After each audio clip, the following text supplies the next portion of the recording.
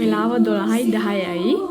තියෙන්නේ මගේ work place එක. ඒක හැඩියම්බලම් වෙලා තියෙන්නේ. මම මේ වීඩියෝ එක දාන්න හිටියේ මෙහෙම නෙවෙයි. මේක මේ වැඩේ ඉවර කරලා ලස්සන ෆොටෝස් ටිකක් දාන්න හිතුවේ. ඒත් මේක දැන් මට කියන්න බැරි තරම් සතුටකින් ඒක ආපු නිසා මට දැන් මේක වීඩියෝ එකක් දාන්න හිතුණා.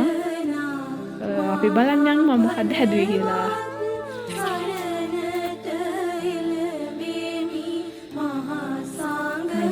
මේක තමයි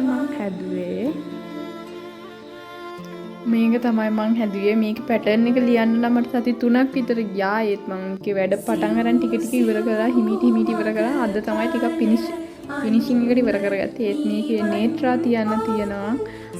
ඒක සුබ වෙලාවක් බලලා තියන්න ඕන නිසා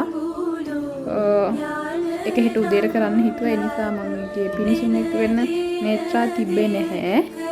මම මේක කරන්න ගත්තෙත් මේ වූල් එහෙම පිරිත් කරලා අරන් ඒක එච්චර සද්ධාවෙන් කරේ. මං හරිම ආසාවෙන් කරන්න හිටපු දෙයක් නිසා මම ඒකේ වීඩියෝස් දාන්න මම වීඩියෝ ක්ලිප් දෙක තුනකුත් ගත්තා. ඒකේ ලස්සන ෆොටෝස් ටිකක් අරන් ඊළඟ එකකින් වීඩියෝ එකකින් එන්නම්. ඒක කියන්න තේරෙන්නේ නැහැ. හරිම ලස්සනයි. හරිම ලස්සනට ආවා. මේකේ ෆිනිෂින් එකත් එක්කම ලස්සන වීඩියෝ ටිකක් අරන් එන්නම්.